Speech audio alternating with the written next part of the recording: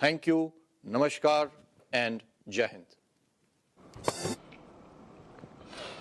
તો જુઓ, અત્યારે ખાસ કરીને આપણને આરબીઆઈ પોલિસીની જાહેરાત થતી જોવા મળી. એક 5% વ્યાજદર કાપ તો અહીંયાથી આરબીઆઈ ગવર્નર દ્વારા જાહેર કરવામાં આવ્યો છે.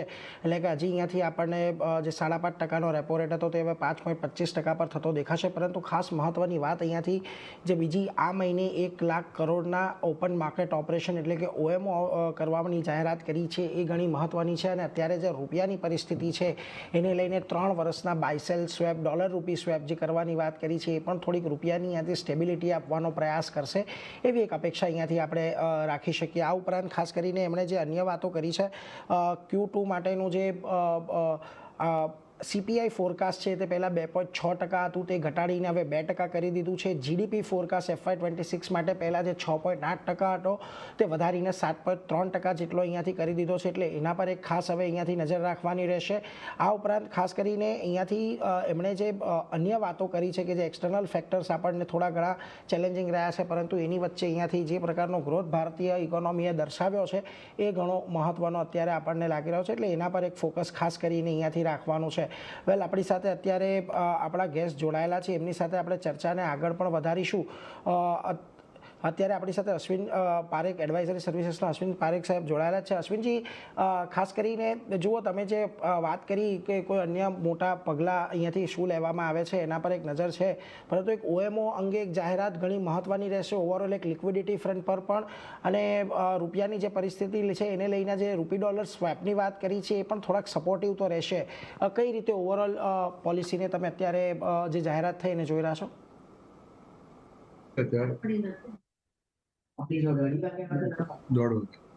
તો નીરજભાઈ, બે વસ્તુઓ આપણી સમક્ષ આવી. પહેલાં તો એમણે ઓએમઓની જ્યારે વાત કરી ત્યારે એમણે ડ્યુરેબલ લિક્વિડિટી અને ટ્રાન્ઝિયન્ટ લિક્વિડિટીની એક ડિસ્ટિંક્શન કરી. એટલે એમણે કહ્યું બી ખરા કે ઓએમઓની ઉપરાંત જે બાકીના જે ઇન્સ્ટ્રુમેન્ટ્સ છે આરબીઆઈ પાસે, એ ઇન્સ્ટ્રુમેન્ટ્સ ટ્રાન્ઝિયન્ટ લિક્વિડિટી માટે જ્યારે મેનેજ કરવા માટે મૂકે તો બંનેની દિશા અલગ પણ હોઈ શકે. એક તરફથી બાય પણ હોય ને બીજી તરફથી સેલ પણ હોઈ શકે. એટલે એ દ્રષ્ટિએ તમે જોવા જાઓ તો જે કેલેન્ડરની પહેલાં આપણે જે એક ડિસ્કશન કરી કે એક પ્રકારનું નક્કી કેલેન્ડર હોય, મને એમ લાગે છે કે આ પોલિસી દરમિયાન એક પ્રકારની સિગ્નલ એ રીતે આપવામાં આવી છે કે માર્કેટની કન્ડિશન જોઈને, લિક્વિડિટીની સ્થિતિ જોઈને, ડ્યુરેબલ લિક્વિડિટીની ખાસ એ જોઈને આ બધા ઓપરેશન્સ કરવામાં આવશે. એટલે એમણે એક પ્રકારની સ્પષ્ટતા કરી ગણાય.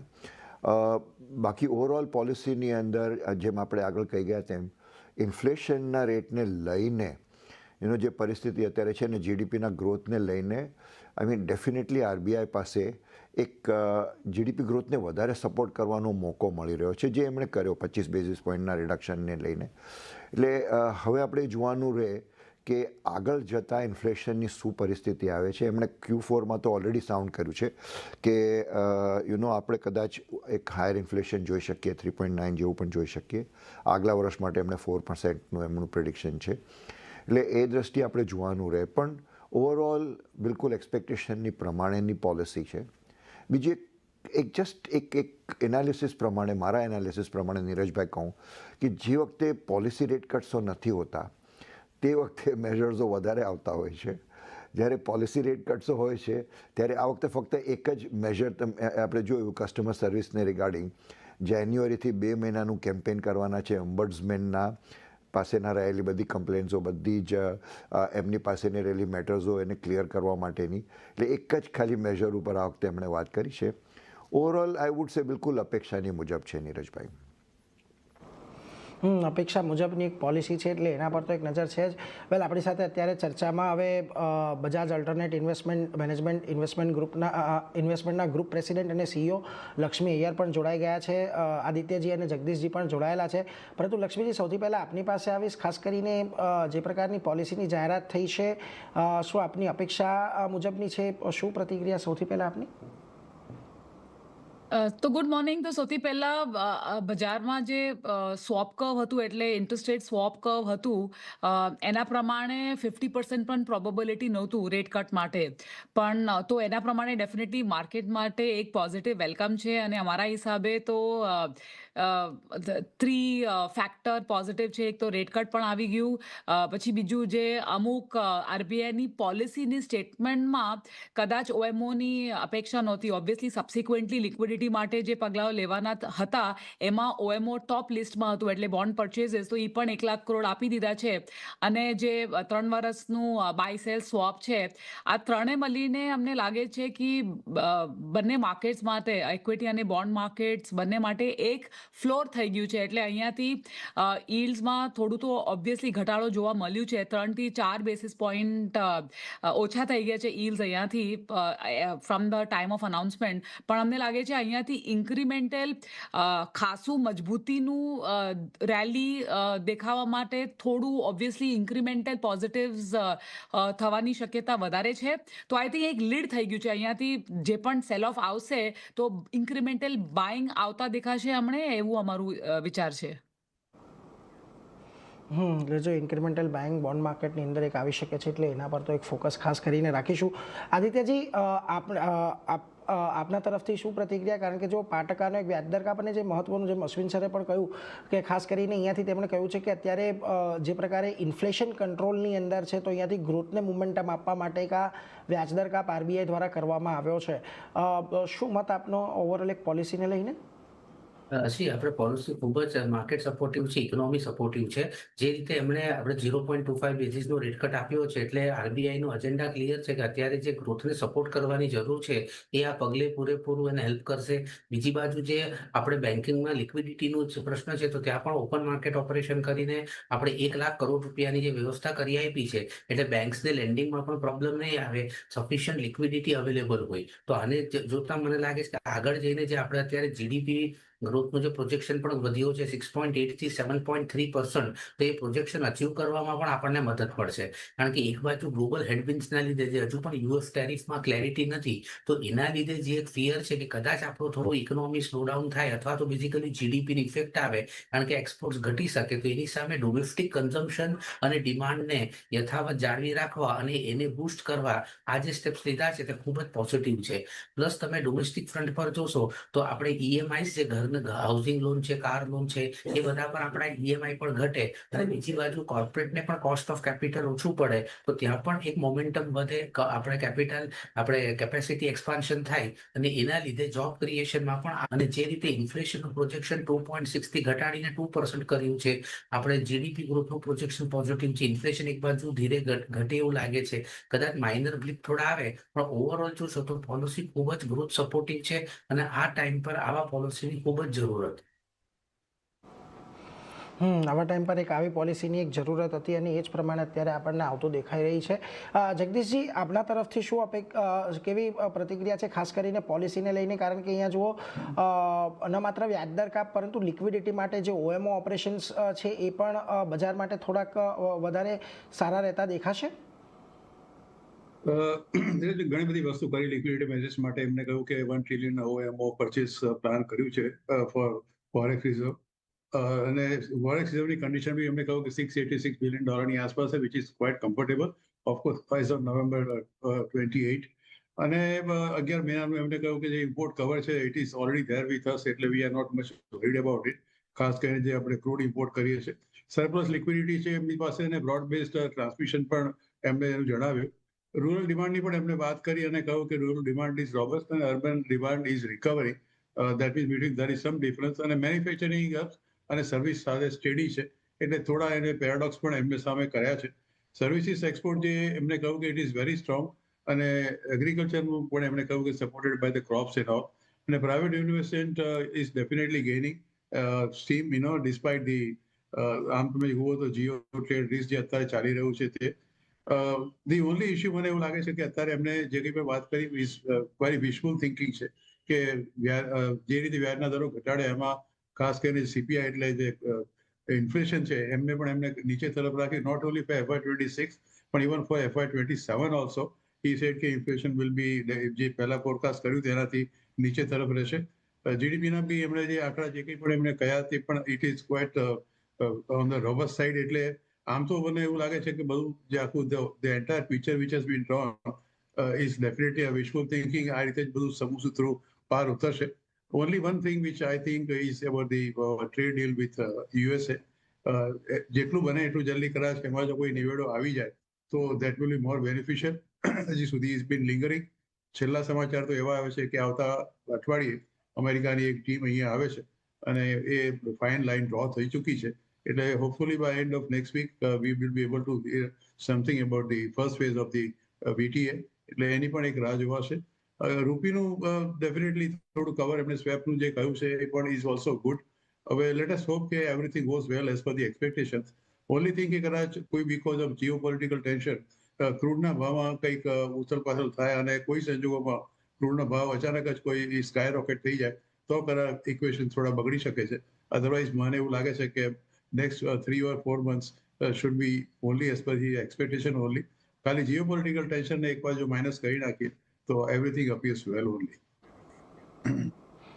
એટલે જો ખાસ કરીને અહીંયાથી ક્રૂડના ભાવ પણ અહીંયાથી એક સ્થિર રહે તો પછી આ બધું જે એક્સપેક્ટેડ લાઇન પર છે તે આપણને આગળ વધતું જોવા મળે. તો આ જે પોલિસીની જાહેરાતો થઈ છે એની ખરેખર ફળ આપણને ઇકોનોમીની અંદર આવતા દેખાશે. લક્ષ્મીજી, તમારી પાસે ફરી એક વખત આવીશ. આજે 3 year ફોરવર્ડનો જે ડોલર બાયસેલ સ્વેપની જાહેરાત કરી છે, તમને લાગે છે એનાથી મની માર્કેટની અંદર થોડી ઘણી સ્ટેબિલિટી આવશે? કારણ કે છેલ્લે આપણે જોયું હતું કે જ્યારે 88ના લેવલે 89ના લેવલે બ્રિજ કરીને ઉપર આવ્યો, 90ના લેવલની ઉપર જ્યારે રૂપિયા આવ્યો ત્યારે ઘણી બધી બેંક્સ તરફથી પણ અને ડીલર્સ તરફથી પણ એવા સંકેતો મળી રહ્યા હતા કે અહીંયાથી અત્યારે આરબીઆઈએ થોડુંક ઇન્ટરવેન્શન ઓછું કરી નાખ્યું છે. તમને લાગે છે કે અહીંયાથી આનાથી કદાચ થોડીક જે અત્યારે એક ધારી જે રેલી આપણે અત્યારે જોઈ લીધી છે એ કદાચ થોડીક સ્ટેબિલાઇઝ થતી જોવા મળે? ડેફિનેટલી નીરજ, અમને લાગે છે કે જે ટ્રેન્ડ હતી, જે દબાણનું આખું વિશ્વભરમાં તમે જોશો તો વર્સ્ટ પરફોર્મિંગ કરન્સી અને એશિયામાં પણ રૂપિયા જ હતું. 5% વધારે ઓલરેડી ડેપ્રિસિએશન થઈ ગયું હતું.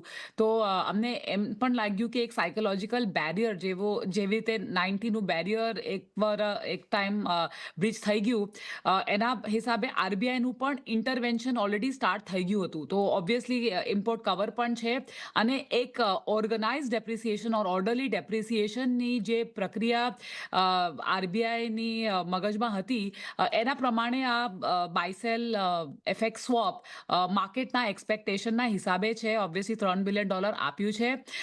સિગ્નિફિકન્ટલી અપ્રિસિએશનનું બાયસ નથી અમારું હમણાં પણ આ લેવલ્સમાં પણ ડેફિનેટલી જે દબાણની પ્રક્રિયા છે એ તો ડેફિનેટલી એક સ્થિરતા આવી જશે અને એક સ્ટેબિલિટી બાયસથી એક ગ્રેજ્યુઅલ પેસમાં અહીંયાથી ટુવર્ડ્સ 91 લેવલ જે પણ આવશે આવતા 3-4 મહિનામાં, that is also function of કે કેવી રીતે જીઓ પોલિટિકલ સ્ટેબિલિટી અને જીઓ પોલિટિકલ ઇવેન્ટ્સના પ્રમાણે પણ આપણે જોવા મળે. પણ આ જે પગલાઓ લીધા છે ડેફિનેટલી રૂપિયામાં મજબૂતી લેવા માટે નહીં, આપવા માટે નહીં, બટ સ્થિરતા આપવા માટે છે ડેફિનેટલી. અને બોન્ડ માર્કેટ્સમાં પણ તમે જોશો તો જે short end of the yield કર્વમાં પણ જે અપવર્ડ મૂવિંગ બાયસ જોવા મળ્યું હતું એ પણ હમણાં એક અમારા હિસાબે અરેસ્ટ થઈ ગયું છે.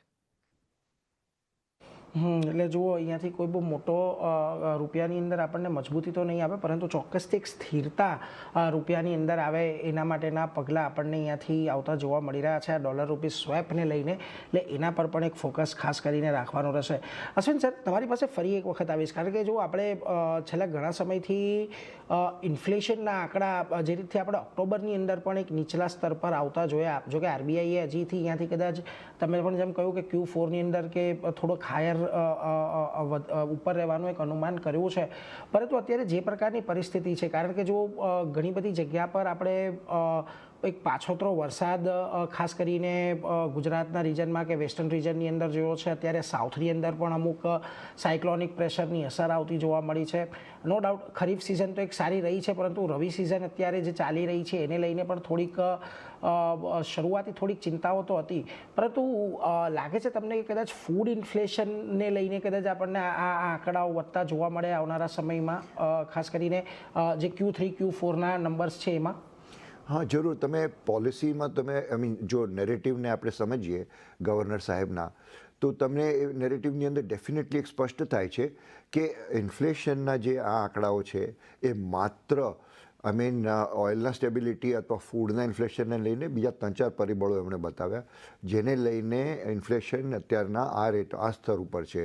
પણ ડેફિનેટલી એમને એક પ્રકારની ચિંતા અને ખાસ કરીને ફૂડ ઇન્ફ્લેશનની ચિંતાને લઈને આઈ મીન તમે જુઓ તો એમનું જે પ્રિડિક્શન છે Q4માં જ એમણે 2.9, જ્યારે Q3ની અંદર તમે એઝ લો એઝ 0.6 જો મૂક્યું હોય અને પછી 2.9 અને ત્યાંથી જઈને પછી Q1માં 3.9 અને પછી 4%નું Q2ની અંદર, એટલે ક્યાંક એક પ્રકારનો ફૂડ ઇન્ફ્લેશનને લઈને અથવા કદાચ ઓઇલના ઇન્ફ્લેશનને લઈને કદાચ એક માનસિક પ્રોવિઝનિંગ કે એક પ્રકારનું એક પરિસ્થિતિ હોય એ એમને મૂકી છે, એ જાહેર કરી છે નેરેટિવની અંદર. પોલિસી ડોક્યુમેન્ટમાં આપણે કદાચ એની વિશે વધારે વાંચીશું, વધારે સમજશું કે કયા પરિબળોને એમને કઈ રીતે જોયા છે. ખાલી એક બીજી વસ્તુ પર પણ તમારું ધ્યાન દઈશ, જે એમણે ગ્રોસ એફડીઆઈની વાત કરી અને એમણે ખાસ કરીને નેટ એફડીઆઈમાં જે સારું એવું એન્કેશમેન્ટ જેવું તમને એફડીઆઈમાં જોવા મળેલું, હાયર વેલ્યુએશનને લઈને સ્ટ્રેટેજિક ઇન્વેસ્ટર્સોએ જે કંઈ બી વેચાણ કર્યું હતું છેલ્લા 2-3 ક્વાર્ટરથી આ ચાલી રહ્યું છે, એમાં તમને એક પ્રકારનો નીરજભાઈ એક પેરેડોક્સ દેખાય છે. જ્યારે ઇન્ડિયન ઇકોનોમી પરફોર્મ કરી રહી છે, જ્યારે ઇન્ફ્લેશનના આંકડા આટલા સરસ આવી રહ્યા છે, બીજી ઇકોનોમીની કમ્પેરિઝનમાં જે ખાસ કરીને ઇમર્જિંગ ઇકોનોમીની અંદર જ્યાં એફપીઆઈઝ અને એફડીઆઈઝ અને એફઆઈઆઈઝવાળા જ્યાં આગળ પૈસા પોતાના રોકાણ કરતા હોય છે, પ્રાઇવેટ ઇક્વિટીવાળા પોતાના રોકાણ કરતા હોય છે, એમાં કયા કારણસર એ લોકો ઇન્ડિયન માર્કેટમાંથી વિડ્રો કરે છે, હજી એક પેરેડોક્સ રહ્યો છે. નેટ એફડીઆઈ છેલ્લા 3-4 ક્વાર્ટરથી તમે જુઓ તો નેગેટિવ રહ્યો છે. હવે એનું ઘટ્યું છે, એમને નેરેટિવમાં એમને કહ્યું, પણ એક પેરેડોક્સ છે કે બાકીના લોકો આપણા આંકડાઓને કઈ રીતે જુએ છે જોવાનું ખરેખર જુદી વસ્તુ છે.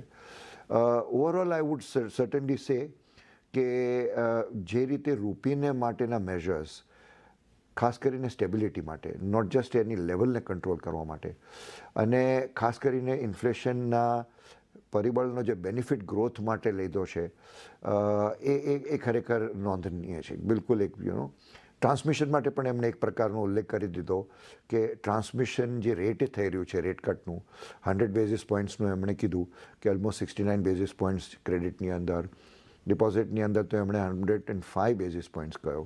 એટલે રેટ ટ્રાન્સમિશન તો ખરેખર થઈ રહ્યું છે બેન્કિંગ સિસ્ટમમાંથી.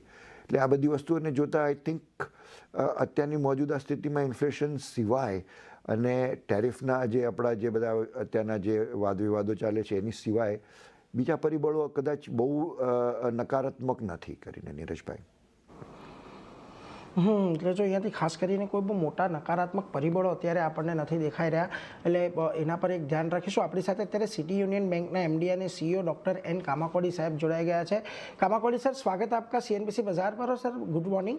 हाँ सर, सबसे पहले तो आपसे एक प्रतिक्रिया जानना चाहेंगे, क्या आरबीआई ने जो अभी एक 0.25% का जो रेट कट अनाउंस किया है आपकी एक्सपेक्टेशन के मुताबिक रहा है? किस तरीके से आप देख रहे हैं क्रेडिट पॉलिसी को?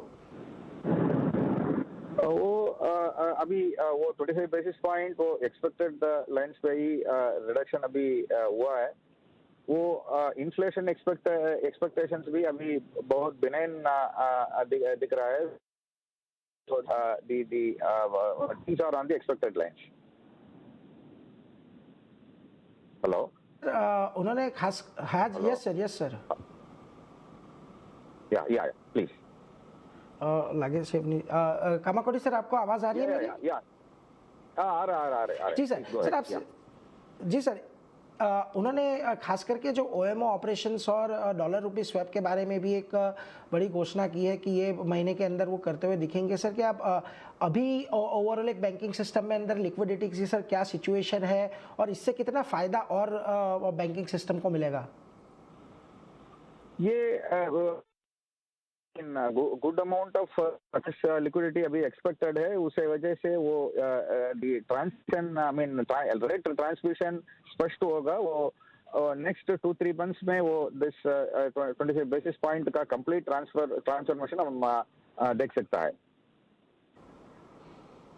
Okay sir, on that note thank you very much sir हमारे साथ जुड़ने के लिए और ये सारी सर डिटेल શેર કરને કે लिए તો જુઓ ખાસ કરીને અહીંયાથી એક એક્સપેક્ટેડ લાઇન પર આપણને પોલિસી આવતી જોવા મળી હતી અને ખાસ અહીંયાથી આવનારા સમયની અંદર આનું ટ્રાન્સમિશન પણ રેટનું જોવા મળશે. લક્ષ્મીજી તમારી પાસે ફરી એક વખત આવીશ.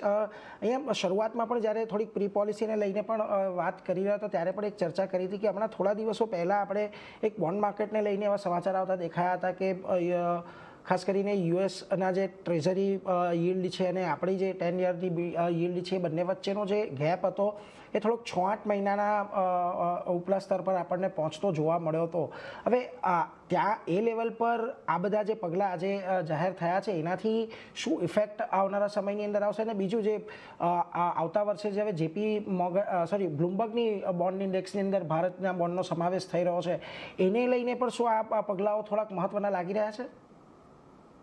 સર્ટનલી તમે એમ જોશો કે જ્યારે પહેલા બે ઇન્ડિસીસમાં આપણું ઇન્ડિયાનું બોન્ડનું ગણતરી થયું તો ત્યારે તમે જોઈ લીધા કે એફપીઆઈ જે વિદેશી રોકાણકારો છે એ શેર બજારમાં નેટ સેલર છે પણ આપણી બોન્ડ માર્કેટ્સમાં એ લોકો આજની તારીખમાં પણ નેટ બાયર્સ છે.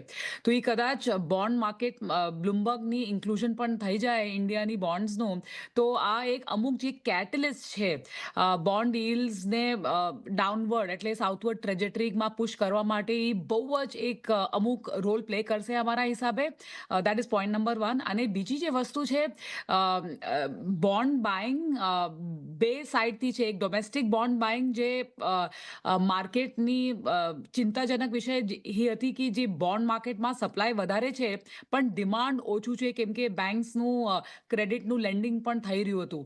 તો આ જે OMO અનાઉન્સ કરી રહ્યા છે તો એના પ્રમાણે પણ જે સ્ટ્રોંગ સપોર્ટ ઓફકોર્સ માર્કેટની એક્સપેક્ટેશન હતી કે 2 લાખ કરોડ આવશે પણ નેવર ધ લેસ સ્મોલ બિગિનિંગ્સથી આપણે સ્ટાર્ટ કર્યું છે.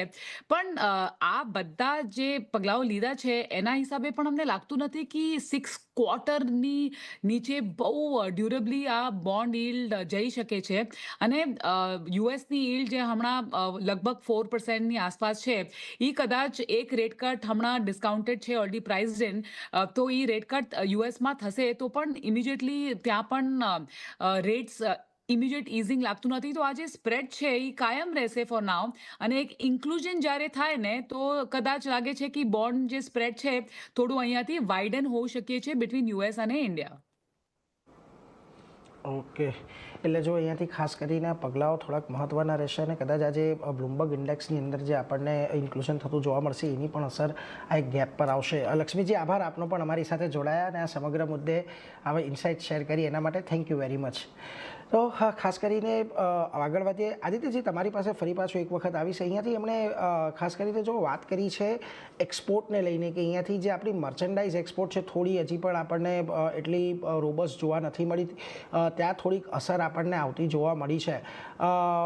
અને એક બહુ જ જે વાત એમણે એક એક્સટર્નલ ફેક્ટર તરીકે કહી દીધી પરંતુ હજી સુધી એમણે આની પહેલાંની જે પોલિસીઓ હતી એમાં તેમણે ટેરિફને લઈને ઉલ્લેખો પણ કર્યા હતા. એટલે કદાચ અહીંયાથી અપેક્ષા એ બને કે જે આવતા અઠવાડિયે યુએસની ડેલિગેશન આવવાનું છે એની સાથે આપણા કોઈક સારા ટર્મ્સ હવે અહીંયાથી બેસી જાય ટેરિફને લઈને.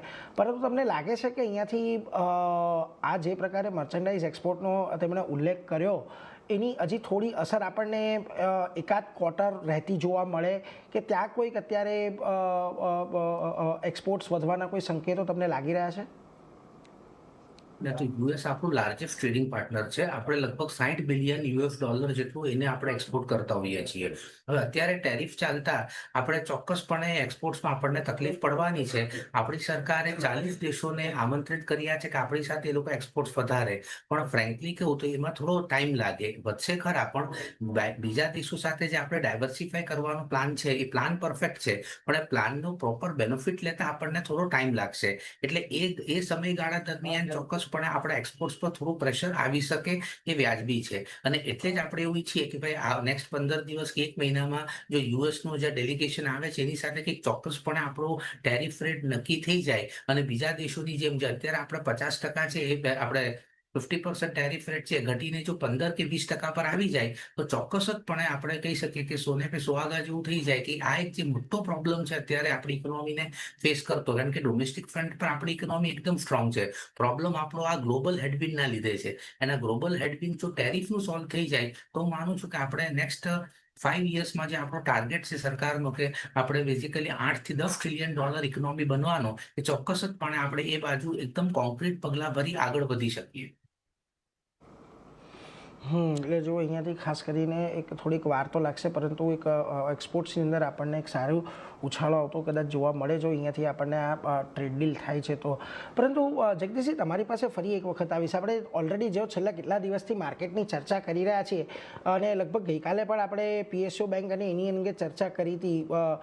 હવે તમને લાગે છે અહીંયાથી PSU બેંકોની અંદર આમ તો થોડી ઘણી તેજી આપણે અત્યાર સુધીમાં જોઈ લીધી છે આ એક રેટ કટની એક્સપેક્ટેશનને લઈને, પરંતુ હજી અહીંયાથી તમને PSU બેંક માટેનું વાતાવરણ, કારણ કે જો એક તરફ અહીંયાથી એ પણ વાતો ચાલી રહી છે કે સરકાર કદાચ થોડા ઘણા FDI નિયમોની અંદર છૂટછાટ આપી દે અને થોડો ઘણો સ્ટેક ડાયવેસ્ટ કરવાની પણ વાત કરી રહ્યા છે.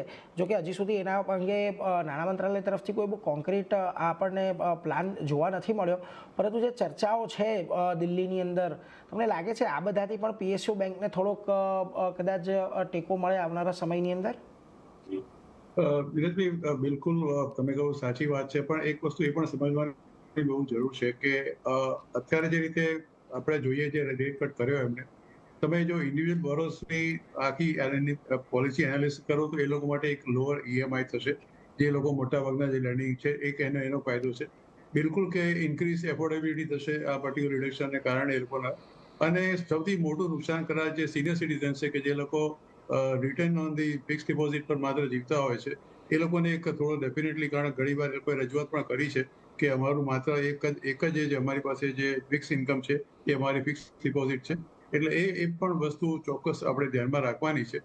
બિઝનેસને તમે જુઓ ઇકોનોમી સાથે તો ડેફિનેટલી ઇકોનોમિક ગ્રોથને બૂસ્ટ કરશે, પણ when you have the disposable surplus available in the hands of a common main, એટલે એક તો GST રેટ કર્યો, ઇન્કમ ટેક્સ રેટ આપણે ગયા બજેટમાં ઘટાડ્યા અને હવે રેટ ઓફ ઇન્ટરેસ્ટ ઘટાડ્યા, એટલે તમારો એટલું EMI નો બર્ડન ઘટી જવાનો. એટલે disposable surplus in the hands of the middle class people is going to increase. અને જ્યારે પણ તમારા ડિસ્પોઝેબલ સરપ્લસ આવી વધે તમારા હાથમાં, તો definitely demand is going to increase four various articles in the economy. ઘણી બધી વસ્તુઓ જે લોકો ઈચ્છે કે અમારે ખરીદવી છે નથી કરી શકતા, એ કદાચ ખરીદી પણ શકે. અને in turn is a cycle, is a વિશિયસ cycle. તમે એને કરો એટલે definitely demand in the industries કે એ લોકો પ્રોડક્શન વધારે કરે, રેવન્યુ જનરેટ થાય, એટલે એમ્પ્લોયમેન્ટ જનરેટ થાય, એટલે આખી ઇકોનોમી એ રીતે ઉપર તમને જતી લાગે. પણ this will definitely give a cause kind of a risk of inflation going on the higher side. કારણ કે જ્યારે કોઈ પણ ડિમાન્ડ સપ્લાય કરતા સરપ્લસ થઈ જાય તો હંમેશા ભાવ વધારાની એક ચિંતા આપણે ચોક્કસ રહેતી હોય છે. માર્કેટ સેન્ટિમેન્ટ ડેફિનેટલી પોઝિટિવ છે મારી દ્રષ્ટિએ, અને ઇન્ફ્લેશનરી પ્રેશર ચોક્કસ રહેવાનું છે. એ આજે મેં તમને કહ્યું કે વિશફુલ થિંકિંગ કે આ રીતે નહીં થાય. બે ફેક્ટર છે. એક તો because of the excessive demand suddenly coming up, જે રીતે GST વખતે આપણે જોયું કે જે જાતના એક ઘસારો થયો કે there was no stock with the people available. કોઈ પણ વસ્તુ તમે ખરીદવા જાઓ તો it was not available on the racks. એ કદાચ રીતે અત્યારે કદાચ એવી પરિસ્થિતિ ઊભી થાય તો ડેફિનેટલી ઇન્ફ્લેશનનું પ્રેશર તો છે જ. અને અત્યારે હમણાં જે વાત કરી મિસિસ આયરે કે એક જે BTA એટલે બાયલેટરલ ટ્રેડ એગ્રીમેન્ટ, જે હજી સુધી થયું નથી. All said and done, total our America તમે જુઓ તો we are surplus by $45 billion with America before this tariff was impose. $90 billion આપણે અમેરિકાને એક્સપોર્ટ કરીએ છીએ. Now it has almost reduce to 50%. We should definitely put a pressure on the even foreign exchange reserves also. એટલે એના plus pros and cones બંને જ છે. ના ઓનલી ટાઈમ વિલ ટેલ અસ કે ભાઈ આપણે કઈ દિશામાં જઈ રહ્યા છે. પણ જો આપણે જે રીતે ગવર્નર સાહેબે જેમને કહ્યું એ પ્રમાણે જો બધું સુમસૂત્રું પાર ઉતરે તો ડેફિનેટલી ધ ઇકોનોમી તો બહુ મોટો બૂસ્ટ મળશે. અને સ્ટોક માર્કેટ એને કેવી રીતે લેશે મને બહુ ખબર નથી. અત્યારે સ્ટોક માર્કેટની તો માત્ર બે વસ્તુની ચિંતા છે કે વિદેશી રોકાણકારોનું કન્ટિન્યુઅસલી એક તરફી વેચાણ છે. તમે જુઓ even month of December also they have sold more than 15,000 crores. Rupee depreciation is definitely there. અને અત્યારે as on yesterday they are almost only 12-13% long, about more than 87% they are short in the market. એટલે આ FPI નો flow જો અચાનક અટકી જાય તો stock માર્કેટને એનાથી કોઈ બહુ મોટો ફાયદો થાય એવું મને નથી દેખાતું. પણ anyway at the same time our the domestic institutional investors are also supporting it. 69 day પણ એ લોકો બિલકુલ બરકરાર ઉભા જ છે ખરીદી કરવા માટે. એટલે એક સપોર્ટ છે, પણ એ સપોર્ટ કેટલો વખત કેટલા દિવસ ચાલશે એ પણ બહુ જોવાનું છે. એક પર એક અઝ્યુમ્પશન તમે કરી લો કે if these DIs are not there, what would have happened to the stock market? એટલે એક બિહારનું પિક્ચર આપણી પાસે આવી જાય છે. Of course, SIP is definitely going on the higher side. So let us see and wait for some more time. મને એવું લાગે છે કે 3 કે 4 મહિનામાં the picture will be more clear. હવે પછીની જે પોલિસી આવશે એમાં આ બધી વસ્તુનું I am sure the RBI will analyze અને take a appropriate call at that time. અને એ વખતે જે અત્યારે અશ્વિનભાઈ સાહેબે કહ્યું કે જે કે બીજા અધર દેન ધી રેટ કટના પગલા લેવાની જરૂર છે એ જો રિઝર્વ બેંક ઓફ ઇન્ડિયા લેશે તો મને એવું લાગે છે કે things will definitely go as per expectations. એટલે જુઓ, ખાસ કરીને હવે અહીંયાથી આ પોલિસીની તો આપણે જાહેરાત થતી જોઈ, પરંતુ આવતી પોલિસીને લઈને પણ હવે આરબીઆઈ આ બધા જે જગદીશજીએ વાત કરી એ બધા મુદ્દાઓને ટેકલ કરે છે કે નહીં એ અહીંયાથી ખાસ આપણે જોવાનું રહેશે.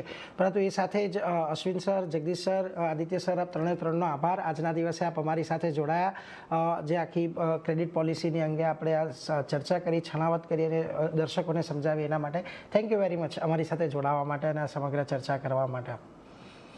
તો જુઓ, આજે હવે ક્રેડિટ પોલિસી આપણને આવતી દેખાય છે અને ક્રેડિટ પોલિસી આવ્યા બાદ અત્યારે બજાર ફરી પાછું એક વખત આપણને એક સારી તેજી સાથે આગળ વધતું દેખાઈ રહ્યું છે. 26,130 પર નિફ્ટી છે. બેંક નિફ્ટીની અંદર થોડુંક શરૂઆતી થોડુંક અસમંજસ હતી, પરંતુ અત્યારે જુઓ ઓલમોસ્ટ 350 પોઈન્ટના ઉછાળા સાથે 59,500 ને 5 દિવસના ઉચ્ચતમ સ્તર પાસે કામકાજ કરતું જોવા મળી રહ્યું છે. અને મિડ કેપ, સ્મોલ કેપ થોડાક અત્યારે ફ્લેટ લેવલ પર કામકાજ કરી રહ્યા છે, પરંતુ અપેક્ષા અહીંયાથી એ જ રાખવાની કે આજે 5% વ્યાજદર કાપ આવ્યો છે, એનાથી ગ્રોથને આપણને ટેકો મળે એવી એક અપેક્ષા આરબીઆઈ ગવર્નરે પણ શક્યતા વ્યક્ત કરી છે. જોકે અહીંયાથી હજી પણ ચિંતા થોડીક હવે જ્યારે ઇન્ફ્લેશન એકદમ નીચલા સ્તરે છે ત્યારે આવનારા ક્વાર્ટરની અંદર આપણને કદાચ વધતું દેખાય ને અનુમાન પણ આરબીઆઈ એ પ્રકારના મૂક્યા છે. એટલે એ બધા પર એક નજર રાખતા રહીશું. અત્યારે મારો તો રજા લેવાનો સમય થયો છે, પરંતુ વિરામ બાદ તમારી સાથે ઝરણા જોડાશે કોમોડિટી રિપોર્ટ લઈને. આખા અઠવાડિયાની કોમોડિટી માર્કેટની હલચલ પર તમે નજર કરો. તો હાલ મને આપો રજા. જોતા રહો CNBC બજાર. નમસ્કાર.